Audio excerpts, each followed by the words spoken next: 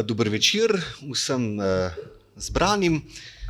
Veseli me, da ste se utegnili odzvati prijaznemu vabilu Mestne knjižnice Kranj na pogovor z prav gotovo enim ključnih imen sodobne slovenske proze, ampak če ste si malce pogledali vabilo, ste lahko seveda prebrali, da Andrej Blatnik še zdaleč ni samo pisatelj.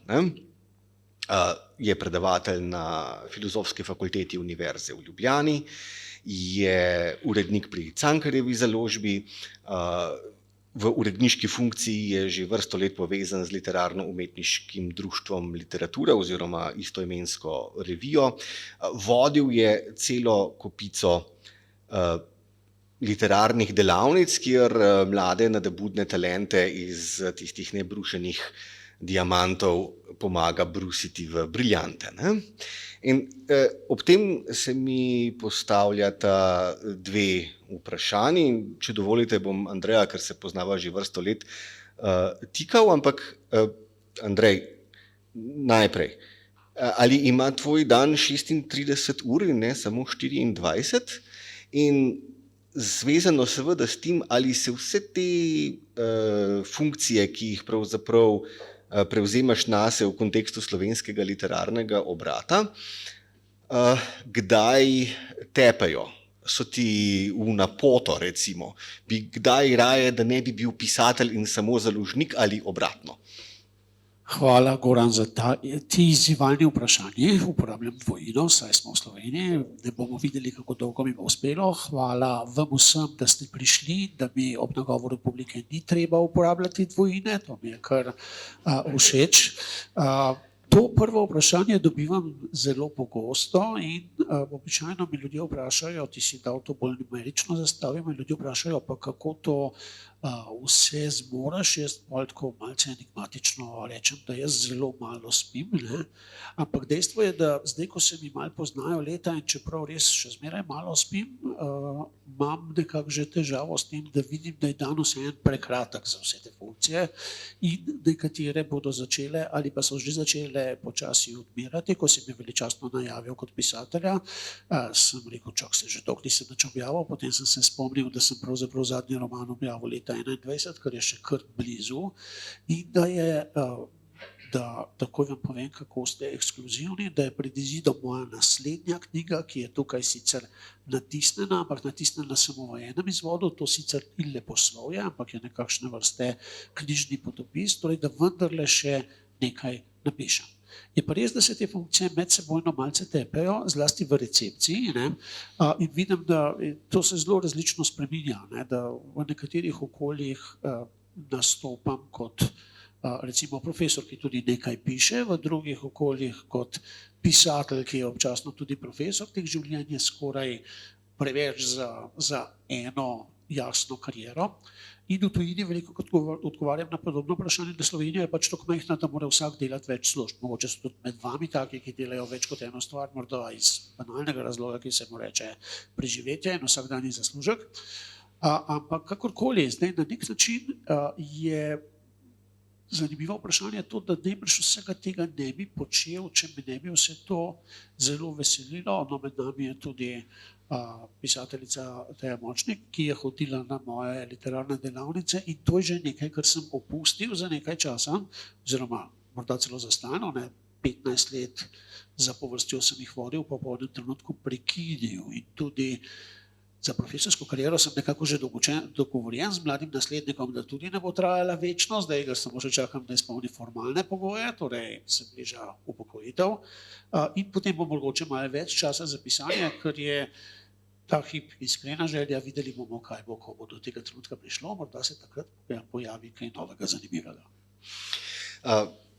Karkoli pravzaprav, Andrej, iz tvoje pisateljske delavnice pride, je vedno znova intrigantno, pa ne gre za čisto fikcijo, leposlovje ali seveda za reciva, bolj esejistično intonirane knjige ali spet tiste, ki bi jih pravzaprav lahko imenovali za neleposlovna dela, ki pa se tako ali drugače spet vrtijo okrog knjig, recimo tisti nepogrešljivi priročnik, kako napisati kratko zgodbo, ne, se mi zdi pač, da je na nek način pravzaprav oral ledino v slovenskem kontekstu. Ne. Ampak slišal sem, da ne pišeš vseh svojih knjig doma v delovnem kabinetu, ne, ampak da imaš prav posebno strategijo, zlasti kadar gre seveda za leposlovje in ta zahteva prav poseben angažma, se mi zdi.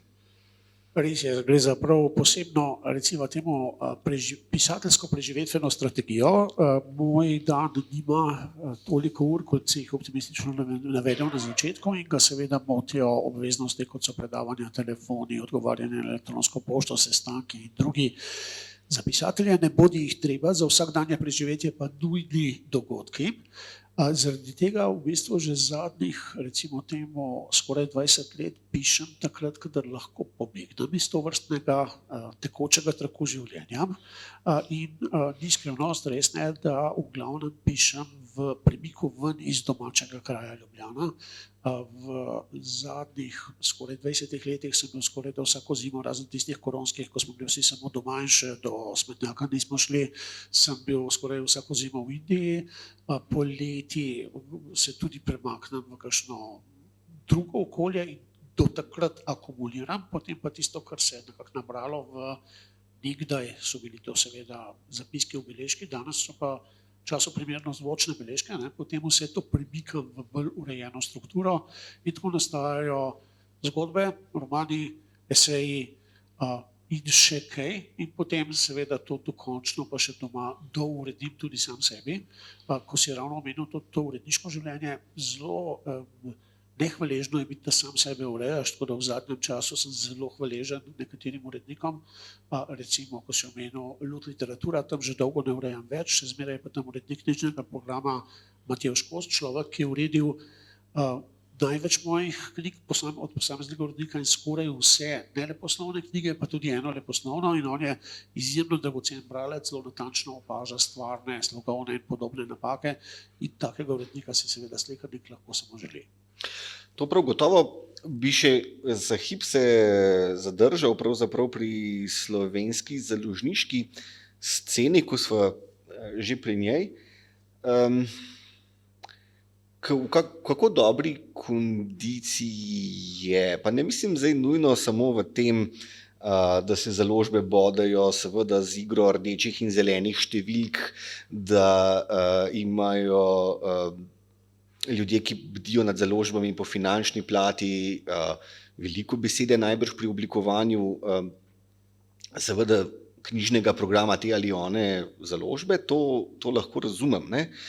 Ampak včasih se mi zdi, kot zasebnik bralec, vzamem kakšno knjigo v roke, da hudiča, ne? Kje pa je bil tukaj urednik? Kje je bil tukaj lektor? Kje je bil tu nek podporni sistem, ki bi moral poskrbeti, da je delo, ki je pred nami, urejeno na spodoben način? Kako to, da se tako pogosto zgodi, da dobimo v roke pravzaprav na 3/4 narejene izdelke?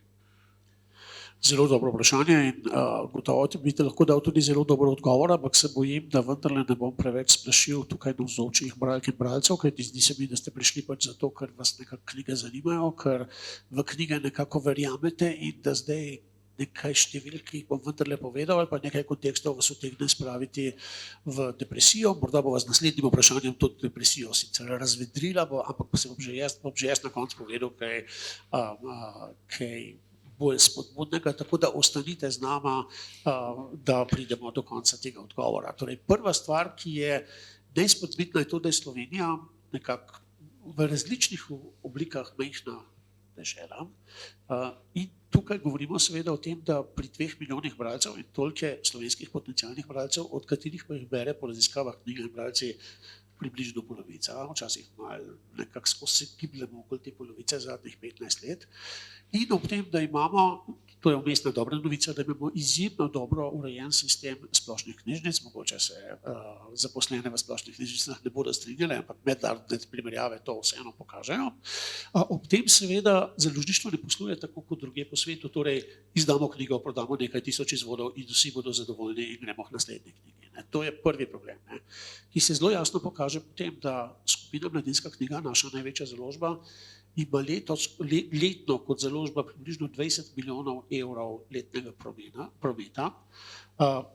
Vse slovensko založništvo, ki naj bo Mladinska knjiga predstavljala približno polovico prometa, približno še enkrat več, torej okrog 40 milijonov evrov letno. To je pa letni proračun ustanove, na kateri učim, Filozofske fakultete. Tam je zaposlenih 380-390 profesorjev in skoraj ves ta denar gre za te plače, to so seveda tudi elektrika, pa vse ostalo. Ampak to nas da nekam v nek kontekst, primerjalni kontekst. Slavko Pregl je rad govoril, da je ena druga proizvajalka papirnih gradiv v Sloveniji, tovarna Paloma, obrne letno 100 milijonov. Torej, to nam nekako odmerja mero. Zdaj, mi moramo seveda povedati, da če ne bi bilo tega, da obstajajo javne podpore knjigi, ena in precej odločilna podpora je recimo odkup splošnih knjižnic. Splošne knjižnice v Sloveniji odkupijo zelo veliko gradiva, to gradivo, to je treba poudariti, lahko hitro na razpolago, pa če gre za najbolj brane romane ali pa za kakšne zahtevnejše dela. Če tega ne bi bilo, bi izhajala taka dela, ki lažje računajo na široko množico in najbrž ne bi bilo prav veliko kvalitetne literature. To pa hkrati, po mojem mnenju, in zato obstajajo tudi materialni dokazi, povzroča tudi nekaj površnosti v proizvodnji. Obstajajo namreč kar veliko založb, ki ne izpolnjujejo tako imenovanih založniških standardov, ki si jih prej omenil, torej knjige niso selekcionirane, niso izbrane in podobno. Še več, v Sloveniji izide letno med 250 in 300 pesniških zbirk, po čemer smo, glede na število pesniških zbirk na prebivalca v svetovnem vrhu, izide približno 200 romanov, kar je precej več kot izide romanov na Hrvaškem in v Srbiji, da dan sam za primerjavo. In ti romani ne izidejo nujno pri založbah, ki med poslanimi besedili izvajajo selekcijo. Še več, pri poeziji ugotovimo, da jih le kakšna desetina, torej med 25 in 30 izide v tovrstnih založbah. Vsi preostali založniki pa jih stiskajo ali s plačilom avtorja, torej avtor plača, da njegovo knjigo izide, ali pa z preizkušenim receptom, ki pa v zadnjih letih slišim izgublja svojo moč, to pa je knjižnice bodo kupile. Torej, ne glede na to, ali je dobro ali je slabo, lahko računajo na nek javni pritok. V zadnjih letih se jaz precej ukvarjam, če bom predolg, me kar začne topiti, dovolj je bilo, gremo na tisto optimistični konec, pa tako naprej. V zadnjih letih se precej ukvarjam z vprašanjem popularne literature, kakšen pomemben korpus literature je to. Zdaj imam dve mladi kolegici, Fenici kriminalke, ki boste izdali vsaka svojo prvo kriminalko in skupaj delamo nek festival slovenske kriminalke in razpisujemo nagrado za najboljšo slovensko izvirno kriminalko iz zadnjih 2 let. Najprej smo rekli, iz zadnjih 2 let se teh kriminalk ni prav veliko. Ja, pa smo pogledali v komis. V letu 2023 je šlo 20 novih slovenskih kriminalk, lani jih je išlo približno 35, letos mislim, da jih bo več kot 50. Med njimi so seveda tudi avtorji, ki izdajo po 5 kriminalk v enem letu. To je zdaj kvantiteta pa kvaliteta mogoče nista neogibno povezani, ampak tukaj že vidimo, da so neki zanimive vprašanja pretočnosti. Mi smo dali v zapis nekaj zelo tako navihanega, smo rekli, tekmujejo lahko samo tiste knjige, ki so na voljo v več kot 5 splošnih knjižnicah.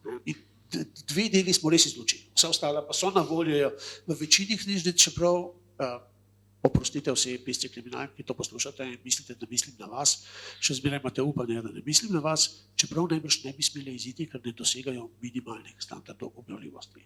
In potem seveda tudi niso jezikovno urejene in tako naprej.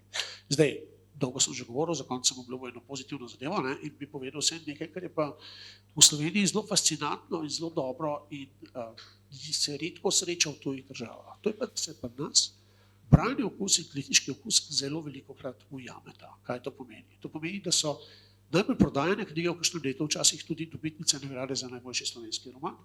Tak primer je bil recimo Goran Vojnović Čefurji Raus, kasneje Drago Jančar, S to noč sem jo videl, kasneje recimo zelo zanimiv, zelo nenavaden primer Bronja Žakelj, Belo se pere na 90, zanimiv zaradi tega, ker je šla mimo vseh običajnih literarnih iniciacijskih postopkov, ni objavila niti vrstice, kot vem, literarne na kakšnem vidnem mestu, prišla je ven z romanom in takoj pobrala in nagrado in ogromno prodajo in nazadnje še delo, za katero je to še mogoče ne bi pričakovano, kaj najmanj, bi se rekli, najmanj splošno brano, a vendarle zelo zanimivo, Veronika Simoniti, Ivana Predmorja. Skratka, en roman, ki ga bi jaz imel, zdaj ko berete popularne avtorje, za sorazmerno zahtevnega, a vseeno se je po nagradi Kresnik prodal v 5000 izvodih, ker tovrstna malce zahtevnejša, ni zahtevna, to knjigo res po moje lahko prebere slehernik, se treba pa zato, da jo prebere in da jo uživa mogoče malo bolj potruditi. Skratka, to pa je dobra novica. V kakšnih tujih literarnih okoljih je razlika med nagrajenimi in najbolj branimi bistveno večja kot pri nas, ne? Kar pomeni, da na nek način vse je naša, vsaj bralna, če ne založniška scena, še vse nekako v nekaterih pogledih zavidanja vredna in vzorna iz kakšne tuje perspektive. No, to je odlično slišati, ne? Pa tudi tisto, kar si prej govoril, ne, o tem, da seveda število pisk in piscev, ki recimo ustvarjajo na polju kriminalke, ne, zlagoma narašča, pa da seveda ne, ni vse zlato, kar se sveti, to razumemo, ampak se bi lahko najbrž rekli, da ne, je za enega Mozarta potrebnih 100 Salierjev. Skratka, pač vrhunska literatura lahko nastaja na tistih področjih, na tistih poljih, kjer je veliko glasov, ki si prizadevajo, ki pravzaprav iščejo svojo pot do resničnega literarnega uspeha, ne, na tekstovni ravni in ko prihaja do nekako vzajemnega branja, pogovarjanja, tudi literarne kritike in tako naprej, povsod tam se mi zdi, da se potem lahko oblikuje ta neka kulturna kritična masa, ki omogoča resničnim talentom, da polno zablestijo, ne, ampak to rekši, ne, moram pa vprašati, ne, slovenska literatura je bila dolgo zelo elitistična, se mi zdi, ne. Če človek ni napisal romana v maniri Ivana Cankarja, ne, ni bil nujno pisatelj, ki se ga sme čislati. Pomislimo na primer, ne, koliko časa smo potrebovali, da smo si priznali, da Vladimir Bartol z Alamutom ni napisal samo pač pogrošnega romana, ne. In zdaj, ti si se, Andrej, v literarno-estetskem smislu formiral, rekel bi tam nekje konec 70-ih, v začetku 80-ih let 20. stoletja, natanko v tistem času, ko je ta imperativ, da literatura mora biti visoka ali pa ni nič vredna, začel majati, krušiti. Prav ti in tvoji pisateljski kolegi in kolegice iz generacije se mi zdi, ste začeli to preupraševati. Bi bil tisti Andrej Blatnik iz leta 1980 zadovoljen, ko bi videl teh 20, 30, 40 kriminalk letno v Sloveniji? Mislim, da bi rekel, da je to pot razvoja, da še nekaj rečem kot profesor. Ne. Če spremljate raziskave Knjiga in bralci, ki so raziskave o slovenskem branju, ne, se pokaže nekaj zelo zanimivega, da nenadoma je število ljudi, ki ne preberejo nič, se je malce zmanjšalo. In jaz imam drzno tezo, ki je empirično nedokazljiva, ampak da se je zmanjšalo zato, ker smo dobili Tadeja Goloba in Davida Zupančiča. Torej, da so te knjige prebrali tudi tisti, ki prej niso prebrali nič. In to tezo pri tej tezi izhajam iz tega, da povsod po svetu vidimo, da so najbolj brani domači žanrski, se pravi popularno žanrski avtorji, torej domače kriminalke, domači ljubezenski romani in podobno. Slehernik najraje uresniči tisti znani Levstikov rek, da Slovenec ne vidi Slovenca v romanu, kakor vidi svoj obraz v ogledalu. Torej, na nek način je branje domačih žanrskih izdelkov izredno popularno. Sam se spomnim, recimo, ko smo ravno omenjali kriminalko, da ko je Mojca Širok izdala svojo pogodbo, so nekateri rekli, vse to je fajn, ampak zakaj je pisala o italijanski mafiji kriminalu? Vse v Sloveniji imamo to tudi. Ne? Torej, tudi pred negacionem radi vidimo svoj obraz v ogledalu. In ravno zaradi tega je važno, da imamo to literaturo čim boljšo. Nismo pa tukaj še v tej fazi selekcije med dobrim in slabim dovolj. Ravno zato je tukaj izvira ta ideja o poudarjanju dobre kriminalke in mogoče malce opozarjanju, da niso vse dobre. To, da je pa slovenska literarna pokrajina še zmeraj dokaj elitistična, pa mislim, da se še ni prav zelo spremenilo. Sam zdaj poslušam od kolegov več komentarjev, a res bo zdaj na stara leta svoje življenje zapravljal s takimi neumnostmi, kot so kriminalni romani. Pa vi pri Cankarjevi založbi ste zdaj začeli izdajati neko zbirko ljubezenskega romana, lani smo morda ste opazili izdali neko zbirko z naslovom z imenom Razmerja, zdaj je šlo že prvih 5 romanov, ki so precej dobro sprejeti in po izposoji in po prodaji. Avtorice prvega letnika so 3 med 7 najbolj izposojenimi avtorji v Sloveniji, med 100 najbolj izposojeni, 93 je tujcev. Torej empirično je tržišče to potrebovalo, ne? Ampak je tle veliko bilo tega, čak tu se vi Cankarjeva ste pa neka resna založba, kako zdaj vi izdajate te pop romane. Ne, že leta 83 je izhajala zbirka ljubezenskega romana pri Cankarjevi v nakladi 12.000 izvodov. Ne? Zdaj mi te romane izdamo, zdaj bomo pravkar ponatisnili knjigo Karmen Petric, ki je šla, mislim, da v 1300 ali 1400 izvodih, se je k sreči razprodala in zdaj gre v ponatis. Torej od 1000 do 2000 so te naklade zdaj in če se to proda, smo že zadovoljni.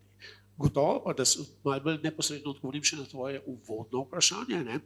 Jaz vseeno verjamem v književnost kot neko dialektično gibanje, torej akcija in reakcija. Ne? In mi smo dejansko generacija, ki je začela objavljati v 80-ih, je prišla v nek svet, ki je veljal, da je književnost mora biti pa nujno nosilka nacionalne ideje, osvobajati ljudi izpod bremena socializma in tako naprej. To je bil pogoj, brez katerega skoraj da ni šlo. In mi smo začeli malo, ne, književnost je lahko tudi zgolj zgodba, lahko je tudi zgolj slogovna varianta, smo začeli osvobajati književnost zaradi književnosti. Potem se je to zelo osvobodilo, ne? Zdaj vidimo, da trenutno je Slovenija v takem valu, da literatura predstavlja po eni strani veliko prostora, je namenjeno kot zabavi, kot prostočasovni zabavi, po drugi strani je pa tudi ima zelo močno reprezentacijsko funkcijo. Zato zelo veliko govorimo o tem, o reprezentaciji žensk, gejev, lezbik, tudi priseljencev v sodobni slovenski literaturi, da tudi nekatere knjige, ki sem jih že spotoma omenil, imajo določene komponente z tega področja. Ne.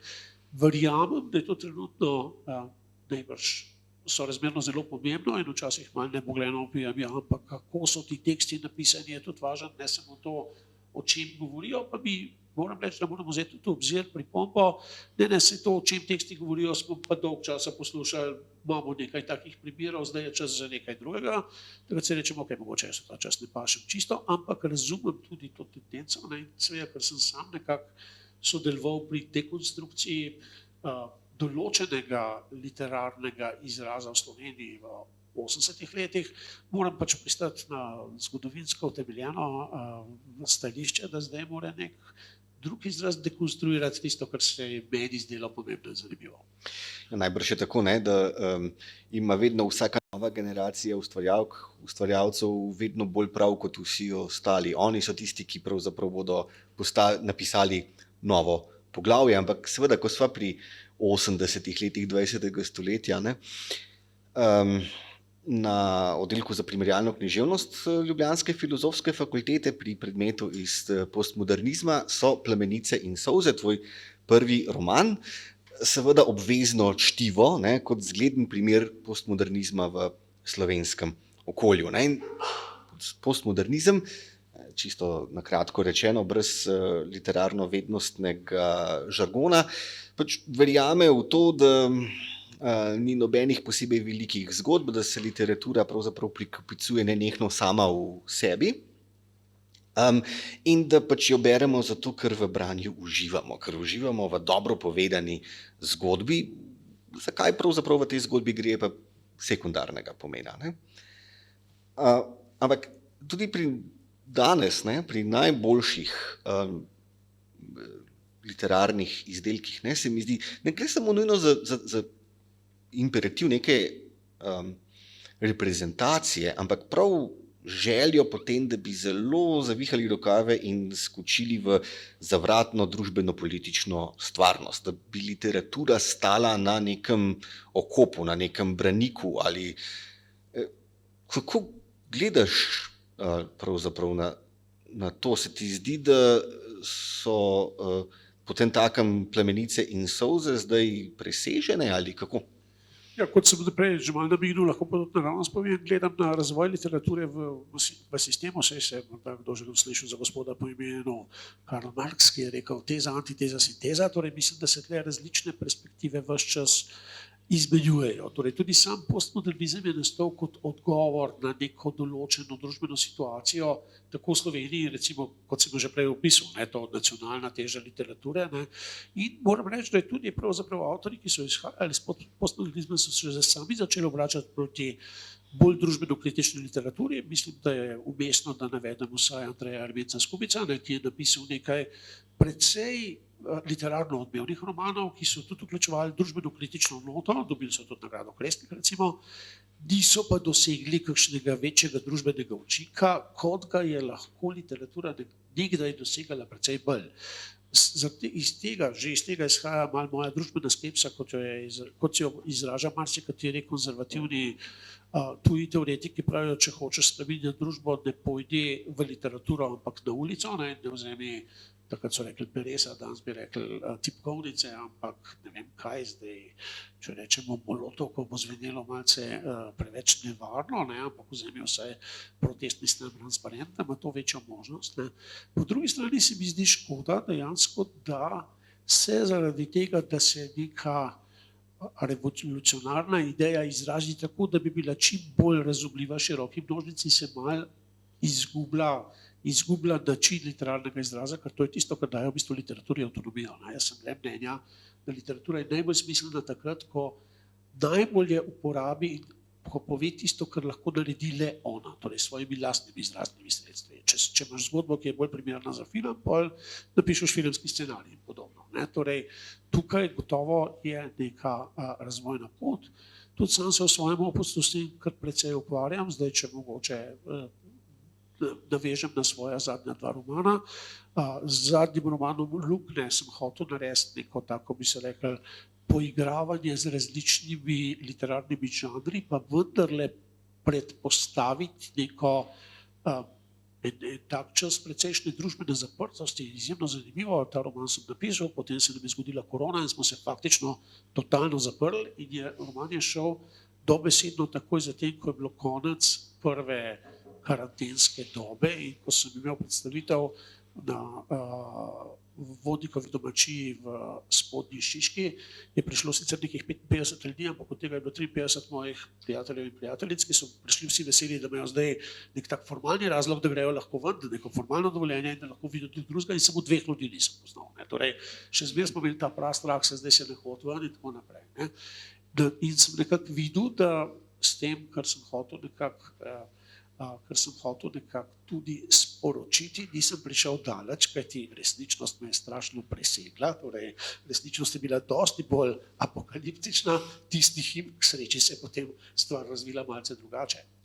Po drugi strani, naslednji roman, ki je najbrž tudi tle nekje vmes, in moj zaenkrat zadnji, moje zadnje leposlovno delo, Trg osvoboditve je nastal pa spet malo konceptualno, sklenil sem napisati malce bolj preprosto zgodbo, sem rekel, no, tle bo pa res tista aristotelovska enotnost naracije časa, kraja in dogajanja, ampak tudi ni šlo, iznenadoma so se začele vpletati številne metaliterarne vsebine, eseji, parabole in tako naprej, v manjši meri kot v prej omenjenem romanu, ampak moram reči, da samo pripovedovati neko zgodbo, pa ne bo ta še tako zanimivo, bi bilo malo dolgočasno. Tudi zato imam rad kratke zgodbe ali celo zelo kratke zgodbe, ker ti vsaka na novo ponudi ne samo možnost, da zgodbo poveš, ampak tudi izziv, kako jo zdaj povedati, da bo drugačna. Torej, kako jo zdaj povedati, da ne bo taka, kot se jo pripoveduje že stoletja ali tisočletja, kaj se da zdaj tle na novo narediti. In prav te zgodbe so, če si smem dovoliti, popolnoma oseben bralski, mislim, pripombo iz popolnoma osebnega bralskega okusa, ampak te zgodbe zbrane v knjigah Saj razumeš pa Ugrizi, sodijo se mi zdi med moje najljubše slovenske knjige. Namreč to so zgodbe, ki ne presegajo ene strani, če pa bi se jih dalo reducirati na 3-4 povedi, pa toliko bolje. Na prvi pogled se seveda zdi, da se v 3-4 povedih ne da povedati prav ničesar. pa me zanima, ko se lotiš pisanja teh kratkih zgodb, ne? Izraz je uveljavljen seveda recimo v anglosaksonskem pišočem svetu, pri nas so pa te kratke zgodbe Andreja Blatnika pač absolutno pač novum, ne? Ko so gledali luč sveta, tega bo koliko, zdaj 15 pa let ali nekaj takega, ne? Skratka, kako se lotiš, imaš v mislih pravzaprav neko bistveno večjo zgodbo, tako, ki bi si jo dalo napisati recimo v 15-20 straneh, potem pa pač začneš zlagoma odstranjati vse tisto, da ostane samo absolutno neobhodno, ali kako? Najprej hvala za uvodne komplimente. Veseli me, da obstaja med nami nekaj bralcev kratkih zgodb, kajti spet profesor v meni pravi, da ljudje v glavnem berejo romane in to potrjujejo tudi statistike v knjižnični izposoji, pa tudi v prodaji knjig, tako da glede tega ni dvoma. Ampak mogoče še ena taka obrobna opomba.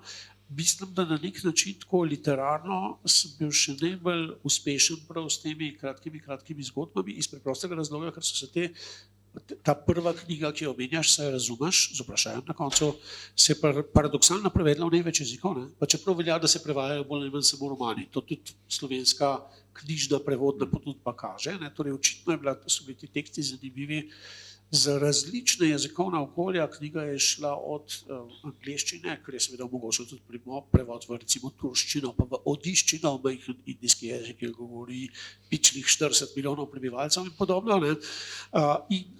Zdaj sva že drugič omenila Indijo, pa bo takoj še tretjič. Torej tudi začele so nastajati te zgodbe tako, da sem bil jaz nekje, to mislim, da ne govorim prvič, in s časoma to postaja resnica, tudi če sem si mogoče kaj narobe zapomnil, ne, ampak zdaj druge možnosti ni več. Skratka, ko sem končeval roman Spremeni me, ki je imel tudi zanimivo literarno igro, to je bil nek roman, pač ena vrsta blage negativne utopije, ampak ima neko zanimivo literarno igro o nekem paru, ki gre narazen in nekako moški gre od doma, pusti ženo z otrokoma. Potem pa tisto, kar me je nekako mikalo pri tem, je, da je vsako poglavje nastopa eden od teh dveh likov, ampak zmeraj sta pa poglavji povezani z istim stavkom, ki pa zaključni stavek v enem poglavju je otvoritveni stavek v naslednjem poglavju in pomeni nekaj drugega. Veselilo me je, ko sem opazil, da je Ana Schnabel v svojem lani izdanem romanu September uporabila isto tehniko povezovanja. Ne rečem, da zavedno je to prevzela, ne, ampak se mi je zdelo, da očitno je to nekaj, kar lahko deluje v tudi zelo drugačnem tipu romana. Skratka, ko sem se znašel v Indiji in ta roman začuda napisal že do konca, malo pred iztekom svojega dopusta, sem rekel, ja, kaj pa zdaj, ne, zdaj pa sem tudi vernik tega, da za pisanje romana mora človek izpolniti dva pogoja. Mora imeti veliko zgodbo, dobro zgodbo vredno romana, lahko je mehna zgodba, sem, da zasluži si roman, in eno posebno narativno tehnologijo. Ne, ta prej omenjeni roman Plamenice in solze je napisan kot učbenik, ne, parafraziral učbenik, na koncu so povzetki poglavij, vprašanja, formalno je to nekakšen učbenik. In pa sem rekel, ja, zdaj pa dajmo narediti za razliko od romana nekaj čim krajšega. In sem si zastavil, zdaj pa vsaka zgodba dolga največ 2000 znakov. Tako sem napisal kakšnih 60-70 zgodb. Torej, ko sem jih v knjigo dal 50, mi je še zmeraj ostalo dovolj za naslednjo knjigo, ki sem jo pa pisal malce dalj, 10 let trajalo, da so išli v blizi, pa podobne metodologije, ampak jaz sem že malo popustil v tej svoji strogi diktaturi forme, so tam 4 zgodbe ali pa 5, ki so tudi daljše od teh 2000 znakov. Zanimivo je pa, da veliko ljudi mi pravi, da najljubša je tista zgodba, ki je najdaljša v knjigi. Tako da mogoče je to neki izziv za naprej, pa ne smem narediti še 3. knjige z zelo kratkimi zgodbami. Zdaj, še ko sem se pripravljal na tale najin pogovor, sem obiskal med drugim tvojo spletno stran in zadnji stavek tam pravi, ne, še vedno rad berem in potujem, ne. Pri Cankarjevi založbi si tudi urednik, ki bdi seveda nad knjižno edicijo Spoti, kjer dobivamo intrigantne potopise v branje, ne. Ampak človek, ki potuje vendar v Indijo vsaj enkrat letno, ne, si predstavljam, da bi lahko napisal intriganten potopis.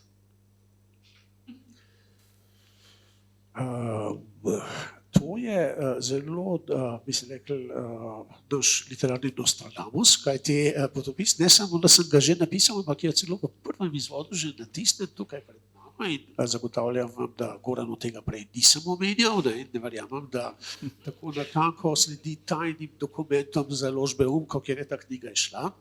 Skratka, zgodba iz tega potopisa je zelo bi se rekli, zelo je spet ilustrira dogajanje na Slovenskem knjižnem prizorišču. Jaz potem, ko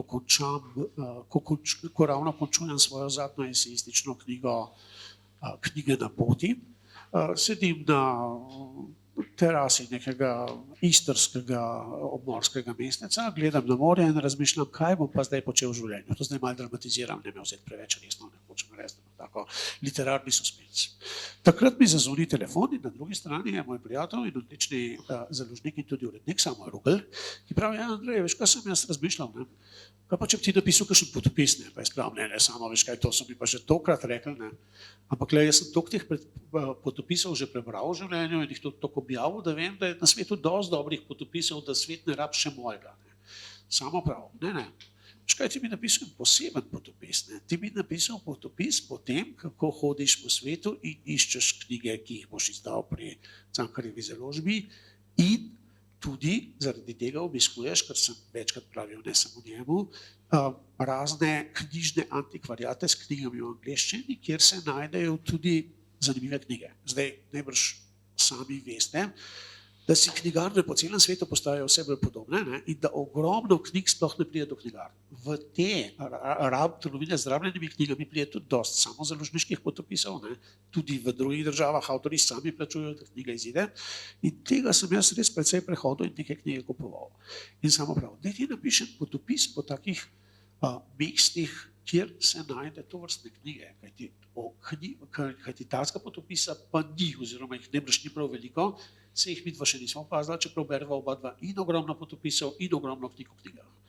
In ta dva za naju oba priljubljena žanra sem zdaj združil v knjigo, ki bo išla v maju, njen naslov je Besedni nasledi in tam opisujem v prvi polovici konkretno 3 potovanja po jugovzhodni Aziji, skoraj v dnevniški obliki, v drugi polovici pa obujam svoje spomine na doslej 18 obiskov Indije in govorim izrazito z perspektive knjižnega življenja. To ni bilo samo obiskovanje zaprašenih knjigarn z nekimi odloženimi knjigami, ampak tudi obiskovanje spektakularnih literarnih festivalov, kamor sem bil povabljen, ko so šle kakšne knjige v kakšnem indijskem jeziku, ali pa mogoče tudi samo opazovanje življenja na ulici in nekako, da vidimo, kaj se da tu narediti. Posebej me pa motivirali pri tem, da na Tajskem opisujem res kraje, kjer so bili vsi, ne? To so Bangkok, Chiang Mai, taki tipični potovalni kraji.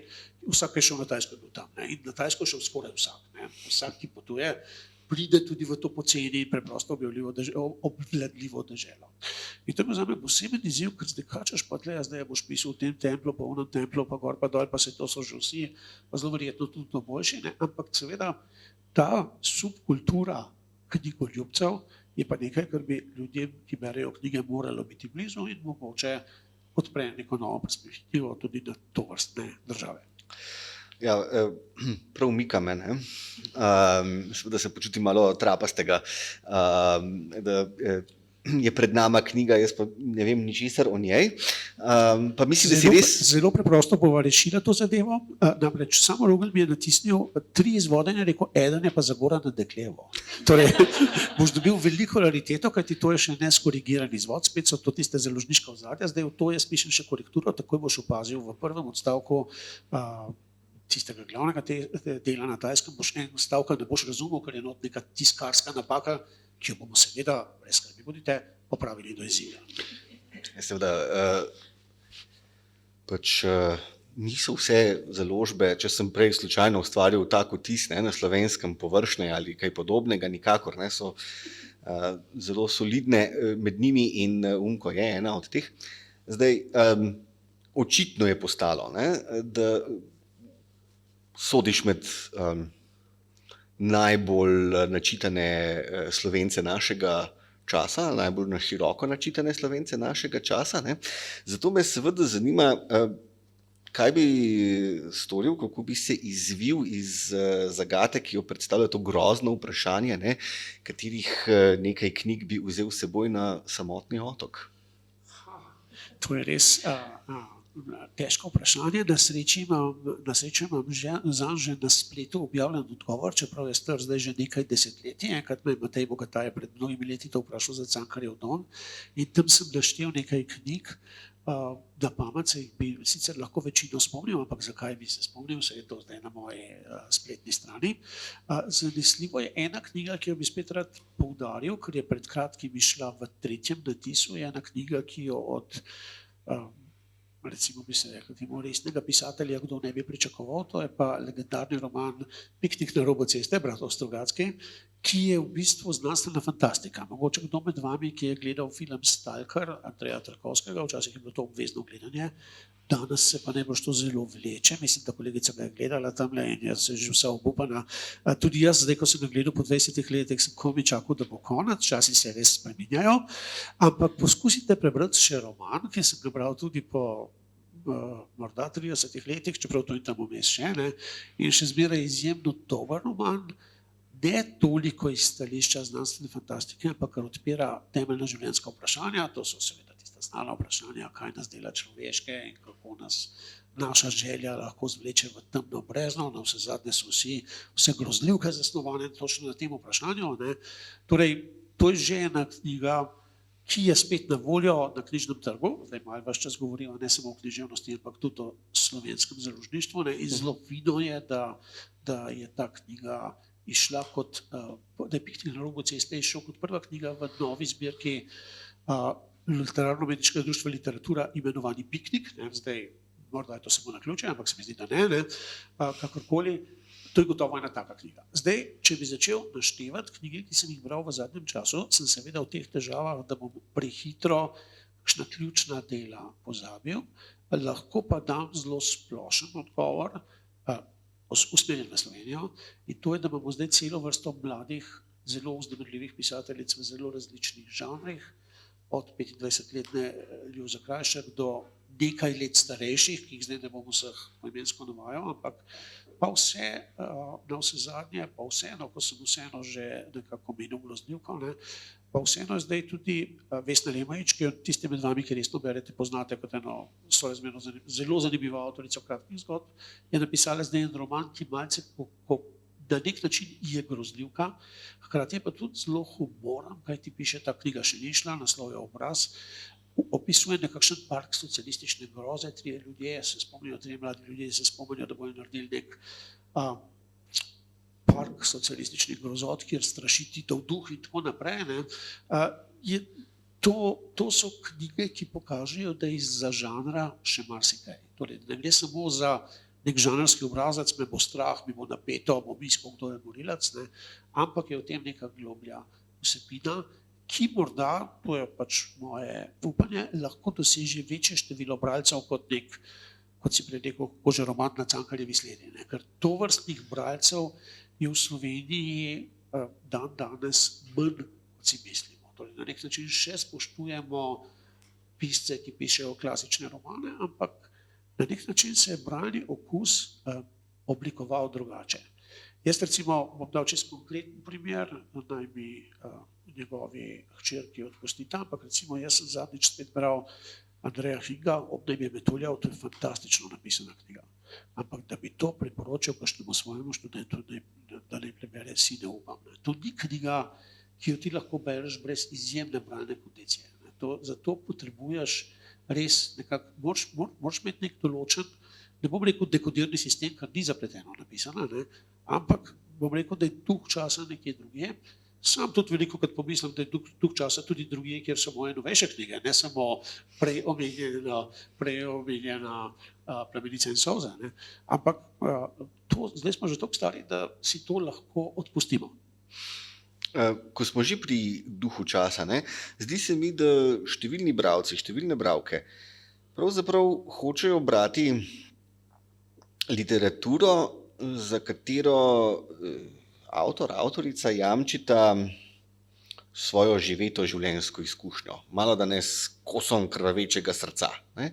Skratka, to, čemur se zdaj popularno reče autofikcija. Ne? Vzamem nekaj, kar se mi je zelo realnega zgodilo ali kar se mi je zelo realnega dogajalo skozi vrsto let in potem poskušam o tem razmišljati s pomočjo cele vrste literarnih prijemov, ampak tako, da imamo vse skozi občutka, da imamo tukaj zraven še sociološki ali filozofski ali historični razmislek, neko kontekstualizacijo in tako naprej. Nimam vtisa, da si ti pisec, ki nujno čuti sirenski klic avtofikcijskega pisanja, ali se pač motim? Ne, nikakor ne čutim nasprotno, ne. Zdi se mi, da je zdaj tega na tržišču preveč. Mimogrede rečeno, zelo dobro si v bistvu zdaj opisal tudi uspeh romana Bronje Žakelj, ki je pač vse presenetil, ampak gre točno za to. Gre za osebno zgodbo. Ta osebna zgodba je povezana z nečim, kar nas vse zadeva, to je umiranje in predstavlja še nekaj, kar nam je zelo lastno, to nekakšno nostalgijo po lepotah socializma. Mi nekoliko starejši lahko pričamo, da socializem ni bil tako zelo lep, kar se ga gleda z današnje perspektive. Tukaj bi bil kar precej zadržan, je imel kakšne bonitete, pa tudi kakšne maluse. In še knjiga je zelo komunikativno napisana, to je pač pogoj za to vrstne knjige. Zdaj, ta avtofikcijskost je zelo zanimivo vprašanje, po mojem, zdaj ne mi oprosti ta Ivan Cankar in Drago Jančar, ampak po mojem naš največji pisatelj, za moj okus je bil seveda Lojze Kovačič in Lojze Kovačič ni pisal drugega kot avtofikcijo. Ena sama knjiga, ki jo je poskušal imaginirati, se izmisliti, je po mojem mnenju, ne bom imenoval, njegova literarno najslabša knjiga. Ne? In to ni nek nov pojav. Zdaj se pa ta pojav seveda iz različnih socioloških okoliščin vrednoti zelo visoko in proti temu nimam nič. Jaz sem mnenja, da je vsaka tematika primerna za literarno oblikovanje. Je pa vprašanje, kako je literarno oblikovana. In tle občasno vidim, da so literarni deli v avtofikcijskih delih manj izraziti oziroma so bistveno slabši in da gre zgolj in samo za prepričljivost te, recimo, tragične izkušnje ali pa kakšne drugačne izkušnje. Tukaj se mi pa zdi, da nismo več na področju literature, ampak smo na področju, ne vem, žurnalistike, spominov in drugih neliterarnih, čeprav pisanih žanrov. Tako jaz sem pač vernik tega, da literatura mora ohranjati svojo avtonomijo in v tej smeri gledam tudi ta fenomen. Čista izmišljija šteje, ne? Ni nujno, lahko je tudi čista resnica, kot je bila Kovačičeva. Ne? Samo mora biti zapisana v zelo estetsko, bom rekel, presenetljiv, da ne bom rekel virtuozna, estetsko izviren način. Ne? Torej, samo zapisovanje življenjske zgodbe, naj bo ta še tako zanimiva, tudi izgublja svojo težo čez čas. Ne? Spoštovani kolega, ki sem ga že omenil, tisti, ki gledate zdaj to po kakšnih pretočnih kanalih, boste zavrteli nazaj, vi se boste morda spomnili, mi je rekel prav za Bronjo Žakelj, da to je tudi njemu je bila knjiga všeč, ampak vprašanje, kako bo to knjigo brati čez nekaj let ali pa desetletij ali tako naprej. Ne? Ali bo še tako močno delovala, ali se bo čas že toliko spremenil. Tukaj pa delil sodo seveda tudi z metafikcijo in s postmodernizmom, kar smo omenjali prej. Veliko sva omenjala, veliko sva povedala. Mislim, da je čas, spoštovane obiskovalke, cenjeni obiskovalci, da besedo predava vam. Česa nisva povedala, pa bi morala, kaj bi radi vprašali Andreja Blatnika. Prosim, beseda je vaša. Prosim. Eno vprašanje, pa tudi vprašujem, pa mogo iti po analizi tega super, je to zanimivo, to mene zanima, a se razli tako, kadar so tudi kakšni literarni natečaji, to za pač manj uveljavljene mesece na to, pa je so večinoma to za kratke zgodbe, ne.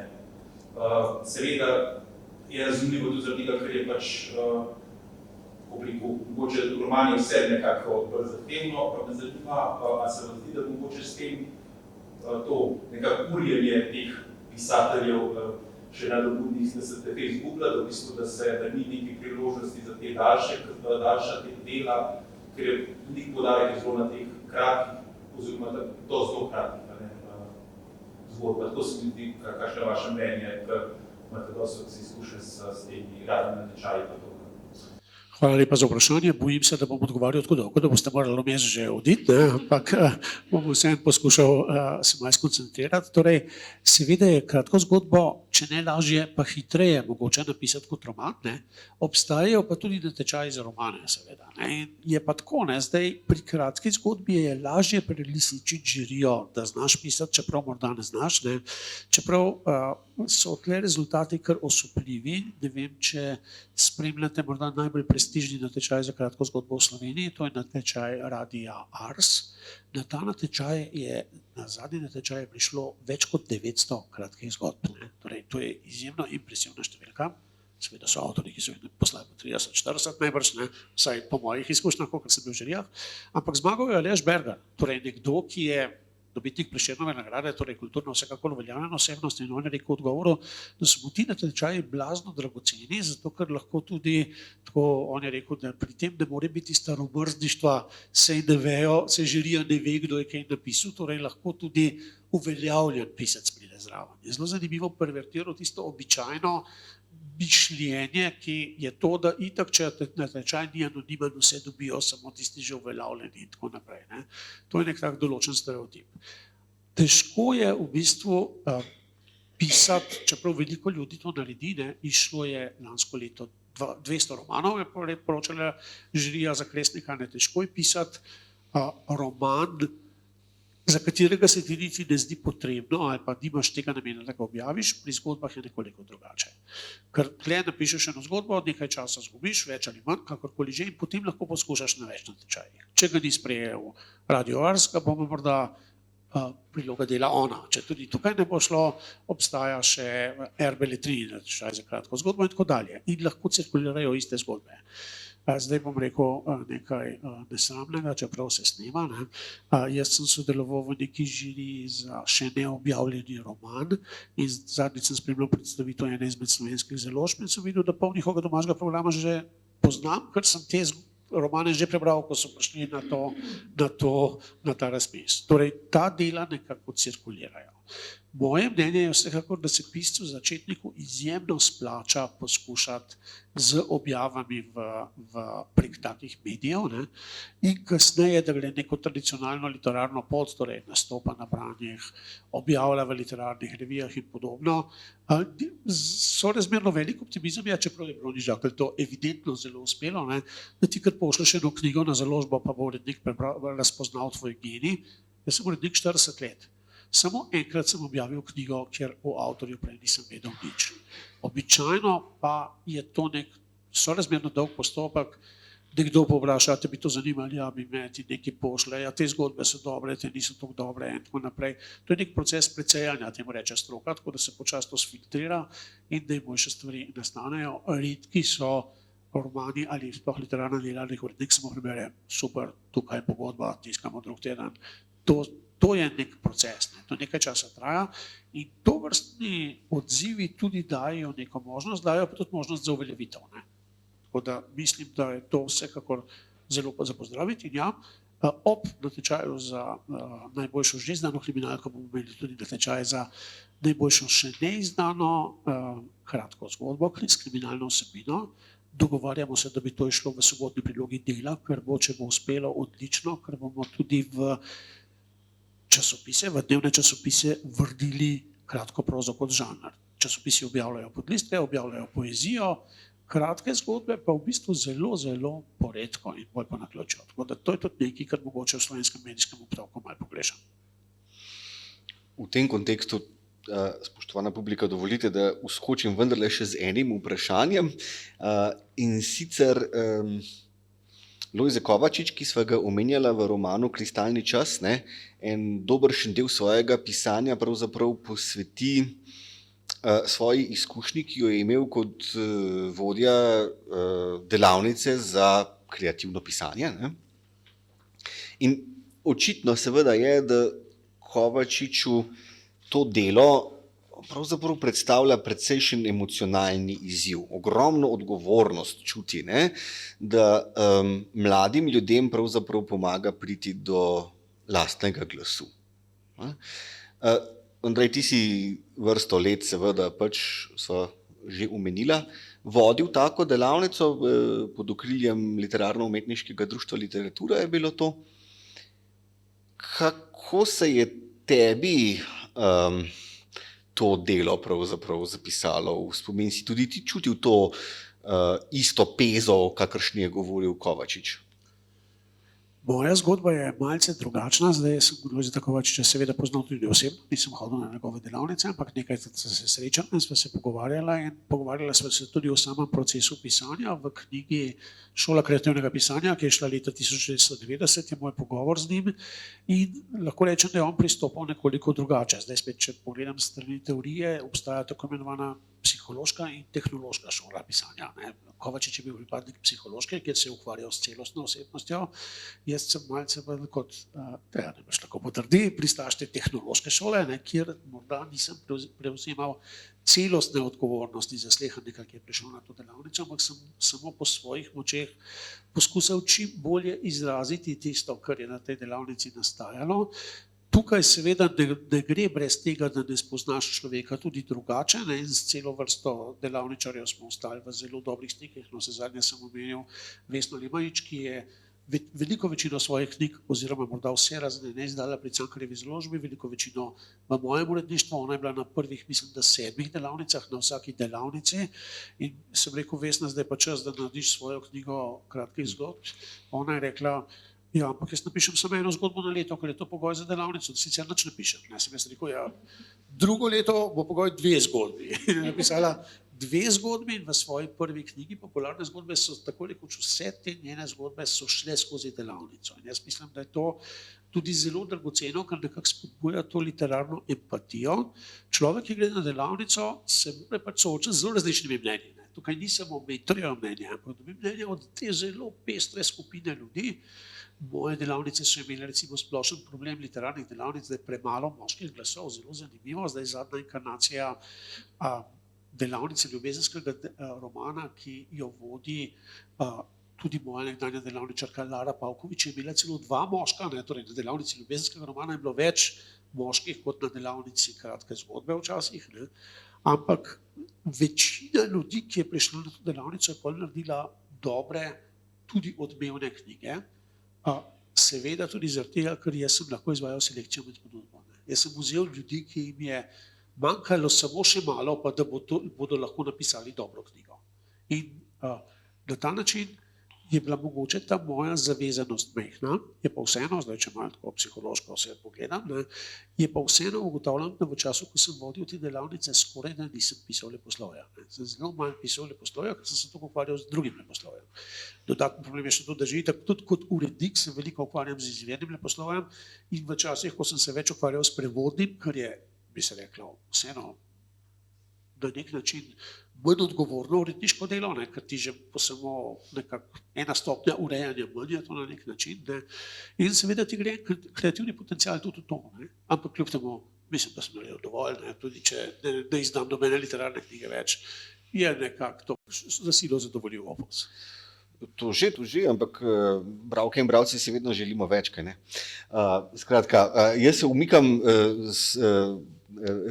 vprašanj in spet vračam besedo vam, spoštovana publika.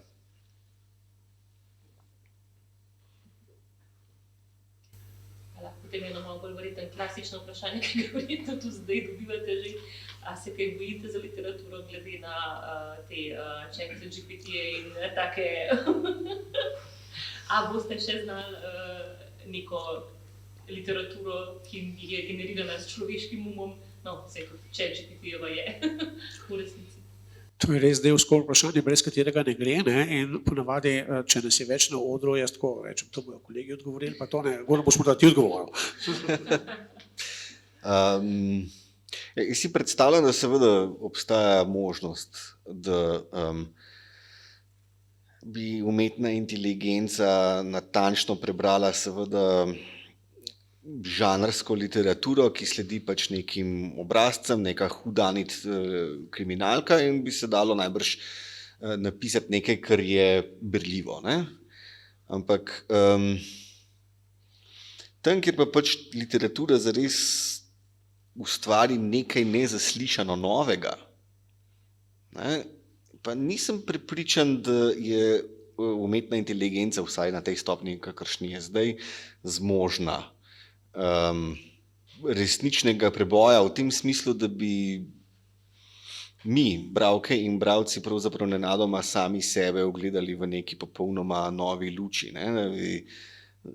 Ne vem, recimo zelo skrajen primer seveda, ne? Ampak pomenljiv se mi recimo zdi, da pred romanom Ulysses Jamesa Joycea, ne, v prozi v glavnem ne dobimo notranjih monologov, ne, tega nenehnega, tihega teka asociacij, misli, občutkov, vizualnih podob, ne. Fantastična dela recimo francoskega realizma, ne, Balzaca, Flauberta, Zolaja, ne, nihče nima notranjega monologa v tistih junakov, ne. Kaj se je zgodilo z Joyceovim Ulyssesom? A je preprosto samo Joyce zadev ob nekaj, kar se nikomur ni zdelo predtem vredno pisanja? Najbrž, ne? Ampak tisto, kar je pa iz tega naredil, ne, je pa seveda nekaj čisto drugega. Po Ulyssesu je treba pisati literaturo drugače. Za nazaj se zdi, da je pravzaprav na novo postavil celotno zgodovino književnosti, ne? In takega preboja, ne, se ne nadejam od umetne inteligence. Ne vem, Andrej, ti gotovo o tem razmišljaš še precej daljnosežneje od mene. Ja, da se ne bom čisto izmaknil na tem vprašanju, ne. To mi je zahrbtno zastavil v pogovoru tudi večkrat danes omenjeni kolega Matjaž Kos, to je isto vprašanje, ne, sem mu rekel, da dela, ki jih bo napisala umetna inteligenca, bodo potrebovala poseben tip bralcev, tako imenovane umetne bralce, ne. Mi bomo pa brali nekaj drugega, sem samozavestno zaključil. Res pa je, da tudi mi lahko postanemo ti umetni bralci, ne. To je tista nevarnost, ne. Da tudi mi začnemo brati po nekaj vnaprej ustvarjenih šablonah in da ne iščemo več tistega novega. In tukaj zdaj pridemo do tega temeljnega vprašanja umetne inteligence, ki ga zdaj že kar številni ponavljajo. Jaz mislim, da sem se jaz to prvi spomnil, ampak sem pa gotovo, da so se že milijoni prej spomnili. Opozoriti na ta strašni paradoks, ne. Mi smo od nekdaj verjeli, da nas bo tehnologija osvobodila del, ki jih ne maramo, da bo namesto nas pomivala posodo, sesala, tisti sesalci so že kar obetali, tiste okrogle zadeve, ki so se svalile, okopavala vrt, zalivala rože in tako naprej. Mi se bomo pa lahko posvetili ustvarjalnosti in bomo risali, skladali glasbo in pisali romane.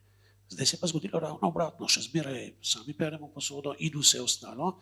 Umetna inteligenca nam je pa zdaj namesto nas delala tisto, kar nas res veseli, ne. Tukaj je nekaj malce problematičnega. In o tem morda premalo razmišljamo, ko ugotavljamo, kako nam bo vse olajšalo življenje. Ja, zanimivi časi so, v katerih živimo. Če je to res star kitajski pregovor, da je to pomeni pravzaprav slabo popotnico, ne? Reciva, da kako bi sklenila, Andrej, današnji pogovor bolj optimistično vendarle? Najbolje, da kdo v publiki vstane in reče, ne glede na vse, jaz bom bral ali brala še naprej. To so zdaj ljudje, ki jih ta hip potrebujemo v svojih vrstah, da nama ustvarjanje ne potone v razmišljanje o mostovih, do katerih še nismo prišli. Tukaj mislim za umetno inteligenco, seveda ne na kakšne praktične mostove. Odlično. To naj bo potem takem sklepna misel. Spoštovane obiskovalke, spoštovani obiskovalci, najlepša hvala seveda, da ste si vzeli čas, ta je neskončno dragocen, in prišli v mestno knjižnico Kranj na pogovor z Andrejem Blatnikom. Hvala še enkrat in lep večer.